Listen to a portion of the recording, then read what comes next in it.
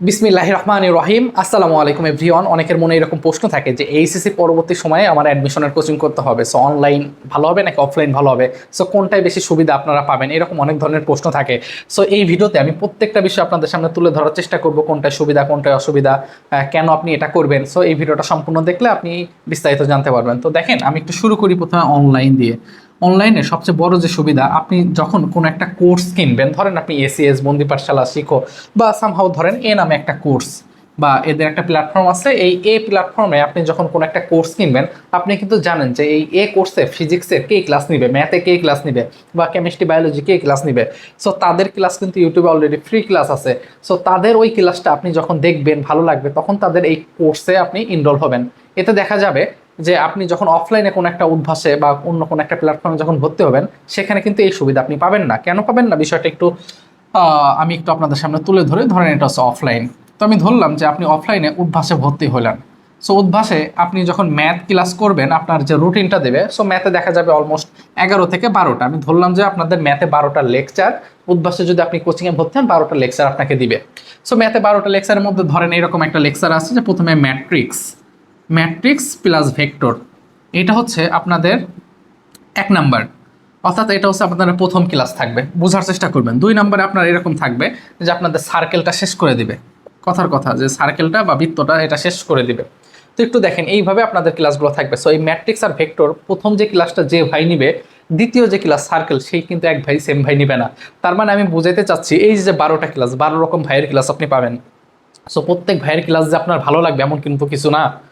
আপনি চিনেনই না 12 জন ভাইকে, তো আপনি কখনো দেখেনি নাই, হয়তো কেউ ঢাবির কেউ বুয়েটের এরকম ভাইরা এসে ক্লাস নিয়ে চলে যাবে। সো এই জন্য আমরা অনেক সময় বলে থাকি বা আমার নিজের কাছে বা পার্সোনাল ওপিনিয়ন, যে এটা হচ্ছে অনলাইনে আপনার অনেক বেশি ইফেক্টিভ হয়। কারণ আপনি যেই ভাইয়ের ক্লাসগুলো অনলাইনে দেখছেন, বুঝেন যে হ্যাঁ তার ক্লাস আপনার ভালো লাগে, তাহলে আপনি তার কোর্সে ভর্তি হতে পারেন। এটা সবচেয়ে বড় সুবিধা।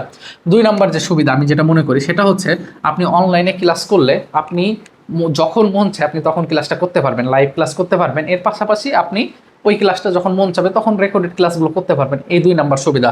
3 নম্বর যে সুবিধা, আপনি কোনো একটা টপিক বা কোনো একটা বিষয় যদি না বোঝেন, তাহলে সেটাকে পজ করে সামনে পিছনে এইভাবে সামনে পিছনে টেনে পিছনে করে আপনি ভিডিওটা দেখতে পারেন, একবারের জায়গায় 5বার দেখতে পারেন, যেটা কিন্তু অফলাইনে এই সুযোগটা আপনার থাকতেছে না। ঠিক আছে, আপনি বাসার বাইরেও যাওয়া লাগতেছে না, রুমে বসে ক্লাস করতে পারতেছেন, বাইরে গেলে সময় নষ্ট হয়। তার মানে অনলাইনে এই বিষয়টা রয়েছে। কিন্তু এখন মনে হতে পারে তাহলে অফলাইনে কি সুবিধা, দেখেন অফলাইনে সবচেয়ে বড় সুবিধা হচ্ছে আপনি যে ক্লাসগুলো করবেন, এটাই আপনার যে টিচার তার সঙ্গে আপনার ওইখানে মনোযোগ ধরে রাখার মানে পসিবিলিটি অনেক বেশি। আমি কি বুঝাইতে পারছি? অফলাইনে আপনার মনোযোগ ধরে রাখার মানে বিষয়টা অনেক বেশি থাকে। অনলাইন থেকে দেখা গেল অনলাইন আপনি ক্লাস করতেছেন, আপনার বান্ধবী কোনো একটা মেসেজ হাই দিল, হ্যালো দিল, ঠিক আছে, আপনার সময় যে কোন দিক দিয়ে কথা বলতে বলতে চলে যাবে আপনি নিজেও ভাবতে পারবেন না। সো অনলাইন থেকে অফলাইনে কিন্তু মনোযোগ ধরে রাখার বিষয়টা আবার অনেক মানে এগিয়ে আছে, এটা বলতে হয়। আচ্ছা, 2 নম্বর বিষয় হচ্ছে অফলাইনে এই যে আপনি ম্যাট্রিক্স আর ভেক্টর ক্লাসটা করছেন, আপনি দ্বিতীয় যখন এই সার্কেল ক্লাস অর্থাৎ বৃত্তর ক্লাসটা করতে যাবেন, তখন এই যে প্রথম যে ক্লাসটা ছিল ম্যাট্রিক্স ভেক্টরের, এদের পরীক্ষা এই দ্বিতীয় ক্লাসে নিয়ে নিবে, অর্থাৎ ডেইলি এক্সাম হয়। আপনি যদি অফলাইনে কোচিং করেন তাহলে দেখবেন আপনার ডেইলি এক্সাম হবে। তারপরে এই যে 2টা 3টা ক্লাস যে হয় সপ্তাহে, ওই সপ্তাহে যতগুলো অধ্যায় হয়েছে ফিজিক্স কেমিস্ট্রি প্রত্যেকটা মিলে একটা উইকলি এক্সাম হয়। তারপরে পুরো একটা মাসের যতগুলো ক্লাস শেষ হয়েছে সেটার উপর ভিত্তি করে মান্থলি এক্সাম হয়। তার মানে আমি বোঝাইতে যাচ্ছি, আপনি ফিজিক্যালি ভর্তি হইলে আপনার ক্লাসে মনোযোগ জিনিসটা অনেক বৃদ্ধি পাবে। সেকেন্ড কথা, আপনি এক্সাম দিবেন, এক্সাম দিলে নিজেকে যাচাই করতে পারবেন যে আপনার এখন লেভেলটা কই আছে। সো এক্সাম দেওয়াটা আসলে অনেক জরুরি। সো অফলাইন এবং অনলাইন দুইটারই অনেক উপকারিতা আমি এই ভিডিওতে বললাম। সো আশা করি আপনার হেল্প করবে। আচ্ছা, তারপর আপনারা নিজেরা আসলে আরও যাচাই করবেন যে আপনার কোনটা ভালো হয়। তাহলে অনলাইন এবং অফলাইন বোঝা গেছে বিষয়টা। এখন মনে প্রশ্ন আসে, তাহলে ভাই আমি কোন কোচিং করবো? আসলে দেখেন, একটা বিষয় আমি একটু আপনাদেরকে শেয়ার করি। ধরেন এটা হচ্ছে আমাদের একটা সামান্তরিক, হ্যাঁ ধরে নেন এটা একটা সামান্তরিক, কথার কথা। এটা হচ্ছে এ, এটার একটা স্থানাঙ্ক ধরলাম 1 এবং 2। একটু বোঝার চেষ্টা করবেন, হ্যাঁ আমি কথার কথা ধরলাম এটা মাইনাস এবং এটা 3, মানে বি একটা স্থানাঙ্ক -2 3। এটা সি হচ্ছে 1,4 আর এটা ধরলাম ডি। এইটার স্থানাঙ্ক আপনার এরকম বলবে যে এটার স্থানাঙ্ক কত। অর্থাৎ আপনার এরকম ভার্সিটি প্রশ্ন এরকম হয়ে থাকে যে এইখানে আমাদের একটা সামান্তরিক দিয়ে আছে, সামান্তরিকের 3 পাশে আমাদের 3টি স্থানাঙ্কর মান দেওয়া আছে, তাহলে এই যে ডি বিন্দুর স্থানাঙ্ক কত এটা তোমাকে বের করতে হবে, প্রশ্নে এটা দেওয়া থাকবে। সো এটার অনেক শর্টকাট ট্রিক্স আছে। হ্যাঁ, শর্টকাটটা আমি জাস্ট একটু বলে দিই যে এই পাশে অর্থাৎ আমাদের 2 পাশে যে কর্ণ আছে, কর্ণর স্থানাঙ্ক যোগ করে এই পাশের এটা বিয়োগ করে দিলে এটা অটোমেটিক্যালি বের হয়ে যায়। এটা হচ্ছে শর্টকাট। সো আপনি ইউসিসি বলেন, উদ্ভাস বলেন, ইসিএস বলেন, বন্দি পাঠশালা বলেন, 10 মিনিট বা বাংলাদেশের যে কোনো জায়গায় আপনি এটা হচ্ছে আপনার সরল রেখা অধ্যায়ে যখন এটা পড়াবে তখন এই যে চতুর্থ বিন্দুতে স্থানাঙ্ক বের করা এই শর্টকাটটা শেখাবে।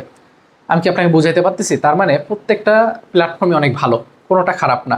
এখন কিছু বিষয় এখানে থেকে যায়, যেমন কোনো একটা প্ল্যাটফর্ম অনেক বেশি পুরানো হইলে সেখানে অভিজ্ঞ অনেক টিচার থাকে, তাদের কারিকুলামে অনেক চেঞ্জ থাকে, তারা অনেক কৌশলী আগাইতে পারে, হ্যাঁ, তাদের স্ট্র্যাটেজি অনেক সুন্দর হয়। কথা বুঝতে পারছেন? পুরানো জিনিসের অনেক কদর, এটা সত্য কথা। যেমন আমরা অনেক সময় ইউনিভার্সিটিতে বলে থাকি, যেমন খুলনা ইউনিভার্সিটিতে ফার্মেসি সাবজেক্ট আছে, আবার ঢাকা ইউনিভার্সিটিতেও ফার্মেসি সাবজেক্ট আছে। সো এটার মধ্যে যদি আমি কম্পারিজন করি, অবশ্যই খুলনা ইউনিভার্সিটি ফার্মেসি সাবজেক্ট অনেক ভালো, কারণ এখানকার মানে এটা অনেক পুরানো একটা সাবজেক্ট, পড়াশোনা হচ্ছে, এখান থেকে অনেক স্টুডেন্ট বের হয়ে গেছে, এখানে টিচারগুলো অনেক পুরানো, ল্যাব ফ্যাসিলিটিস অনেক ভালো, এরকম নানান বিষয় থেকে। তো একইভাবে বাংলাদেশের প্রেক্ষাপটে উদ্ভাস অনেক পুরানো, ঠিক আছে, তো দেখা যায় উদ্ভাসে অনেক স্টুডেন্ট ভর্তি হয়, কিন্তু দিন শেষে আপনার প্রত্যেকটা অধ্যায়ই সব কোচিং সেন্টার পড়াবে। সো এরকম শর্টকাট ট্রিক্স সবাই পড়াবে, বুঝতে পারছেন বিষয়টা? কেউ একটু বেশি পড়াবে, কেউ একটু কম পড়াবে, কেউ একটু বেসিক সহকারে পড়াবে। সো এই জিনিসটা চুজ করার দায়িত্ব আপনার একান্ত। হ্যাঁ, এখান থেকে আমার আসলে ওইভাবে কোনো কিছু বলার নাই যে এই কোচিং ভালো ওটা খারাপ।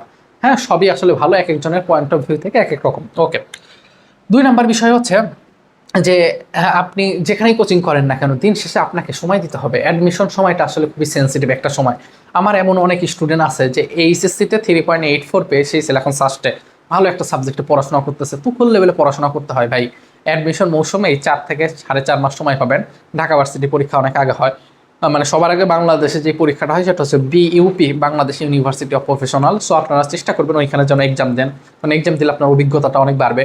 সো এইখানে পরীক্ষা দেবেন ঢাবি, তারপরে জাহাঙ্গীরনগর, রাজশাহী, হ্যাঁ, গুচ্ছ, এগুলো থাকে। তার মানে আপনি 4 থেকে 5 মাসের মতো সময় পাবেন। এই সময়গুলো আপনার নিজে সময় দিতে হবে, প্রচুর পরিমাণে পড়াশোনা করতে হবে, কারণ এখানে আপনাকে কম্পিটিশন করতে হবে। আপনি ধরেন ঢাকা ইউনিভার্সিটিতে কথার কথা 1800 সিট, 1800 প্লাস সিট। তাহলে এই যে 1800 প্লাস সিট, আপনারা পরীক্ষা দেবেন 1,20,000, তাহলে কিন্তু এখানে আপনাকে কম্পিটিশন করে সিটটা দখল করতে হবে। আপনারা এতদিন পড়াশোনা করে আসছেন, এসএসসিতে জিপিএ 5 আপনি পেয়েছেন, আপনার বন্ধু পেয়েছে, এখানে কিন্তু সরকারের কোনো ধরাবাধা নিয়ম নাই যে 20,000 স্টুডেন্টকে জিপিএ 5 দিব।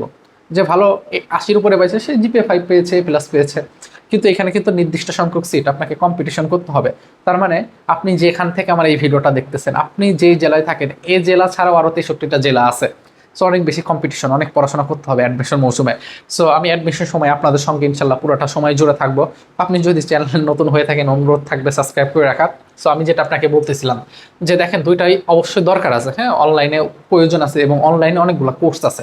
যেমন আমি নিজেই কোর্স করাবো ঢাকা ইউনিভার্সিটি গুচ্ছের জন্য। সো আপনি চাইলে আমাদের কোর্সটা নিতে পারেন, আমার সঙ্গে যুক্ত থাকেন, যুক্ত থাকলে দেখতে পারবেন। সো অফলাইনে দেখবেন যে আসলে যে বিষয়টা হয়, প্রথম প্রথম কোচিং সেন্টারগুলোতে অনেক স্টুডেন্ট হয়, কিন্তু যখন ওই ডেইলি এক্সাম বা আপনার মান্থলি এক্সাম বা উইকলি এক্সাম হয়, তখন রেজাল্টটা অনেক খারাপ হয়ে যায়। রেজাল্ট খারাপ হওয়ার কারণে দেখা যায় যে স্টুডেন্টগুলো আর কন্টিনিউ যায় না, ক্লাসগুলো করে না। কিন্তু তখন তার যদি অনলাইনে কোনো পেইড কোর্স না থাকে, তাহলে তখন দেখা যায় সরাসরি অনলাইনের ওই ক্লাসগুলো সে করতে পারতেছে, সেম টপিক, সে তরঙ্গ চ্যাপ্টারটা পায় নাই, কথার কথা ফিজিক্সে ফার্স্ট পেপারের 9ম অধ্যায় অফলাইনে, কিন্তু সে অনলাইনে আছে। আর এখন এত পরিমাণ ফ্রি রিসোর্স আছে, ইউটিউবে আপনি সার্চ দিলেই পান। আসলে কোচিং অনেক বড় কিছু না। হ্যাঁ, আমার এমন অনেক ফ্রেন্ড আছে, ঢাকা ভার্সিটিতে 782তম হয়েছিল, জাহাঙ্গীরনগর ইউনিভার্সিটি 24তম হয়েছিল, ঠিক আছে। সো ও কোনো জায়গায় কোচিংই করে নাই। সো কোচিং যে অনেক ম্যান্ডেটরি বিষয়টা এমন না, কিন্তু কোচিং করলে আপনার যে জিনিসটা হবে, একটা রুটিনের মধ্যে আপনি সীমাবদ্ধ থাকবেন, সেই রুটিন অনুযায়ী আপনি পড়াটা সামনের দিকে আগায় নিতে পারবেন। হ্যাঁ,